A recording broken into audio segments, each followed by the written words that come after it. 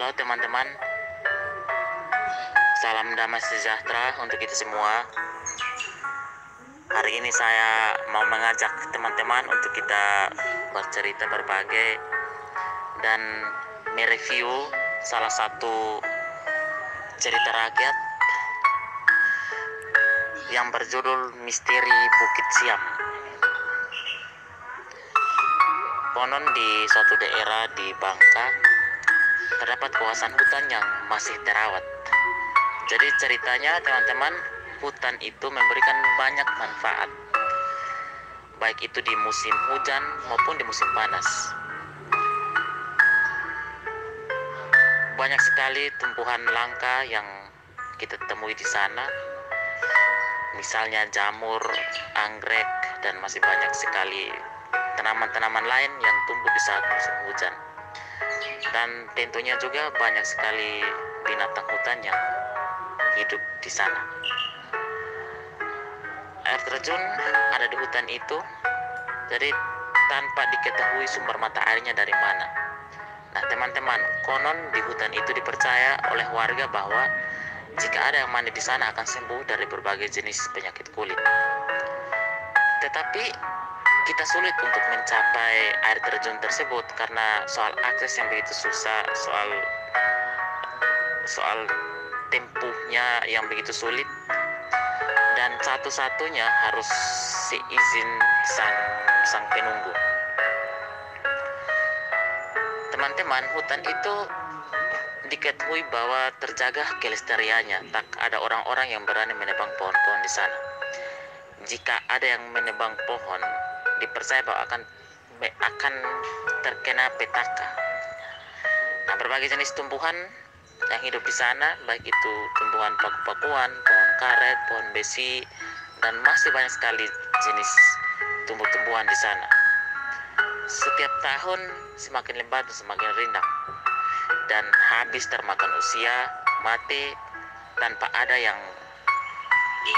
ambil kayu dan lain sebagainya.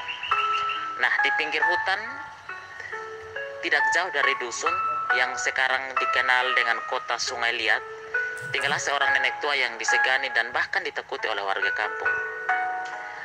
Nah teman-teman, konon dipercaya bahwa nenek itu memiliki kekuatan gaib dan menghidupi berbagai jin.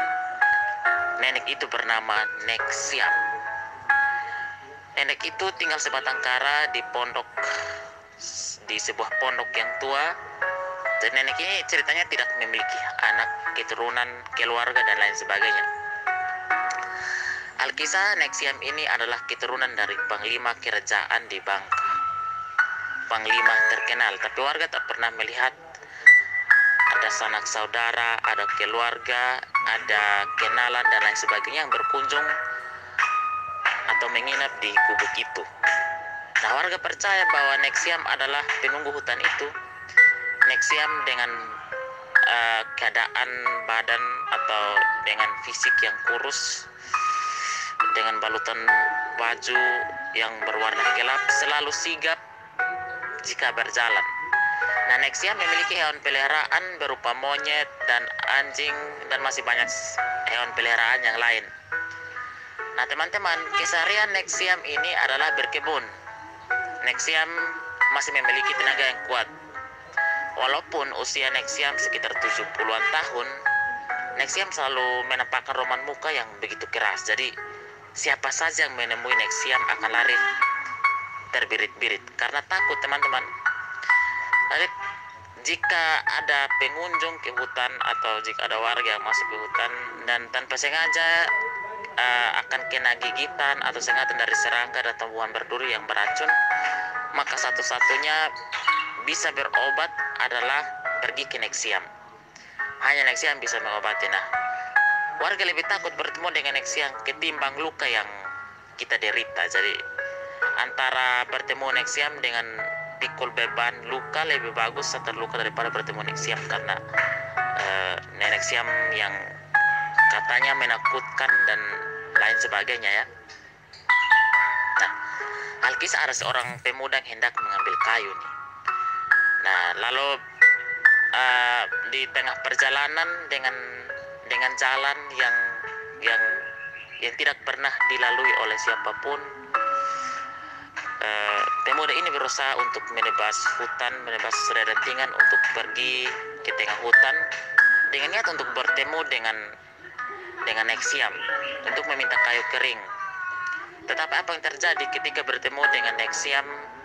Pemuda itu sangat terkejut dengan penampilan dari Nexium atau muka yang tatapan matanya Nexium yang seolah-olah menusuk. Akhirnya pemuda itu lari begitu kencangnya dan meninggalkan Nexium. Nah, dari pemuda ini akhirnya beredar cerita ke warga kampung. Jadi mereka percaya jika Nexium memiliki kekuatan untuk mengetahui hal-hal aneh, bahkan hal-hal di luar nalar manusia. Akhirnya cerita ini menyebar ke warga bukan hanya di kampung itu, tapi warga di luar kampung. Jadi banyak orang yang datang dan minta untuk berobat di Nexium, meminta sesuatu yang di luar nalar manusia ya. Teman-teman, di suatu waktu daerah itu mengalami masa paceklik sehingga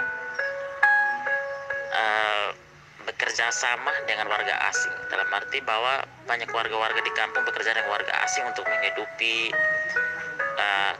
ekonomi dalam rumah tangga. Nah, akhirnya kampung yang dulunya sepi, dulunya sunyi, perlahan mulai ramai. Ceritanya Bangka itu awalnya dikuasai oleh berbagai kerajaan silih berganti, baik itu kerajaan Majapahit, kerajaan Sriwijaya, dan Mataram. Tetapi tidak menjadi tempat perdagangan yang begitu menjadi tempat perniagaan, teman-teman. Akhirnya hingga pada masa penjajahan atau masa perdagangan dari daratan Asia dan Eropa barulah menjadi perhatian karena ditemukannya berbagai rempah-rempah. Salah satunya adalah rempah saham atau yang dikenal dengan tanaman lada yang kemudian dijadikan sebagai merica. Jadi dengan tidak diperhatikannya daerah itu akhirnya menyebabkan banyak sekali bajak laut yang merajalela di sana. Warga kampung menderita. Jadi akhirnya warga kampung harus mengadu kepada kepala suku. Bukan sekedar kepada kepala suku, tetapi kepada para bangsawan yang untuk memperhatikan nasib mereka, untuk mengatasi kekacauan di Selat Gaspar atau laut antara Bangka dan Pulau Belitung. Maka Sultan Johor yang kala itu berkuasa bersama sekutunya untuk mengarahkan pasukan ke pulau itu untuk mengusir atau membersihkan pulau itu atau tempat itu dari bajak laut, sekaligus menyebarkan agama Islam. Tapi keadaan mulai pasang surut. Karena berbagai kondisi, berbagai hal, akhirnya pasukan Sultan Johor hanya mampu menguasai daerah-daerah pemukiman yang padat, sedangkan di pelosok-pelosok tidak begitu tersentuh oleh pasukan Sultan Johor. Akhirnya agama Islam pun tidak masuk sampai di daerah dusun. Nah, kala itu musim kemarau begitu panjang, teman-teman. Jadi warga lokal mereka sudah mulai menebang hutan, mulai ambil kekayaan alam yang ada di hutan tersebut. Jadi warga yang dekat bukit itu mulai untuk memuja Nexium. Jadi mereka percaya bahwa Nexium ini sebagai salah satu pelindung bukan hanya pada saat musim kemarau, tapi masa-masa penceklik yang lain atau saat diserbu oleh bajak laut, masa sakit penyakit dan lain sebagainya. Jadi tidak jarang ya teman-teman, setiap 2 minggu sekali pada hari Kamis malam ada warga sekitar kampung yang pergi ke bukit dan memberikan sesaji ke nenek ini dengan cara diletakkan di pohon-pohon besar di dekat pondok sebagai ungkapan terima kasih kepada Nexium. Sudah seperti Tuhan ya teman-teman. Teman-teman, pada masa VOC pada tahun 1917 perdagangan semakin meluas. Salah satunya dengan ditemukannya timah di daerah Sungai Liat itu. Ada pedagang dari Eropa dan Cina yang mulai berdatangan untuk menjadikan tempat itu sebagai tempat bersinggahan, tempat perniagaan yang cukup ramai. Dan salah satunya adalah banyak sekali permainan yang bermunculan, baik itu dari Eropa maupun dari Cina. Nah, salah satunya adalah permainan judi. Nah, karena judi bukan sebagai salah satu permainan khas orang-orang di sana, akhirnya warga berimbas pada kebangkrutan. Jadi bangkrut teman-teman, karena tidak bisa berjudi, hanya bisa toko kebun, tapi paksa mau judi, harap gampang. Nah, warga setempat akhirnya berbondong-bondong mencari Nexium dengan nekat kaya secara mendadak, dengan nekat kaya secara instan. Ini orang-orang pemalas yang tidak perlu kita tiru. Nah, ceritanya ada 3 pemuda yang berjudi harus mencari cara untuk pergi ke bukit dengan berbagai persyaratan. Dari salah satunya berupa sajian, ya, jadi sesaji yang harus khas. Ada kemenyan, ada ayam berbulu hitam, dan persiapan-persiapan teknis lainnya. Jadi mereka lalu harus bersemedi di bukit tanpa makan dan minum. Nah, singkatnya semua ritual harus terpenuhi, ritual mistis harus terpenuhi. Dan akhirnya apa? Akhirnya membuahkan hasil. Mereka pun memasang angka dalam perjudian togel yang saat itu membumi tanpa meleset. Jadi mereka akhirnya kaya raya melalui hasil judi ini. Mereka sudah kaya dengan berberat hati. Ketiga pemuda itu bercerita ke teman-teman mereka, ke warga kampung lain, bahwasanya semuanya berawal atau berasal dari ilmu Nexium, dari sihir Nexium. Akhirnya banyak sekali warga yang berbondong-bondong mencari Nexium dengan motif yang tentunya sama. Nah, teman-teman, waktu yang begitu cepat, waktu terus berputar. Akhirnya usia Nexium semakin tua. Dari kekuatan Nexium ini untuk menafsir 4 angka, 3 angka, 2 angka mulai redup, ya. Jadi akhirnya seiring berjalannya waktu Nexium ini meninggal. Tetapi sebelum Nexium ini meninggal, Nexium ini berpesan kepada warga yang sempat ke sana untuk tidak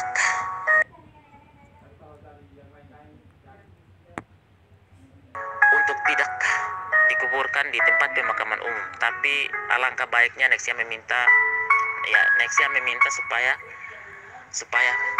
dikuburkan di samping gubuknya atau di gubuknya. Akhirnya warga pun menuruti.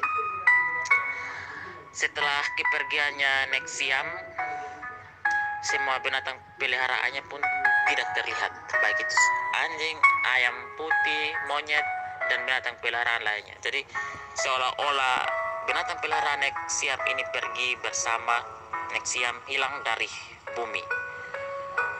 Keadaan di sekitar bukit lebih mencekam, lebih menyeramkan lagi setelah Nexium meninggal.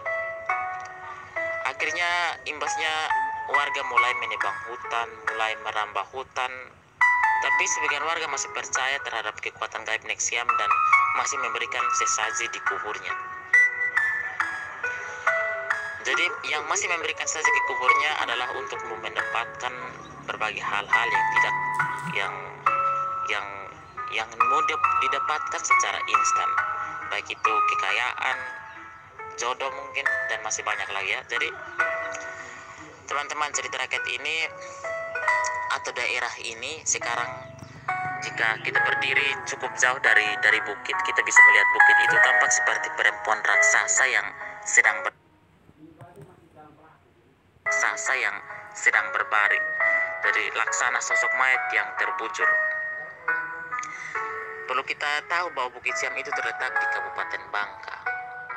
Teman-teman, dari cerita rakyat ini yang berjudul Misteri Bukit Siam, ada banyak hal atau ada pesan moral yang perlu kita catat untuk kita terapkan dalam kehidupan kita lepas hari, terkhususnya berkenaan dengan pelestarian lingkungan hidup, berkenaan dengan pelestarian sumber daya alam. Jadi jumlah penduduk yang semakin bertambah, pemukiman semakin padat, sedangkan kawasan lahan, kawasan hutan yang tetap, akhirnya penebangan hutan dan lain sebagainya sudah mulai merajalela. Tetapi dalam konteks sekarang perlu kita ketahui bersama bahwa sumber daya alam, penggunaan sumber daya alam harus digunakan sebaik-baiknya agar jangan imbas pada berbagai hal yang tidak diinginkan oleh manusia. Ada bencana misalnya longsor, banjir, dan masih banyak sekali bencana-bencana alam yang tidak diinginkan. Oleh karena itu, sebagai pembaca pendengar, kita harus sama-sama dari cerita rakyat ini, hikmahnya adalah menjaga, merawat, dan melestarikan sumber daya alam sebaiknya. Sekian dari saya, teman-teman. Semangat untuk kita semua. Salam literasi.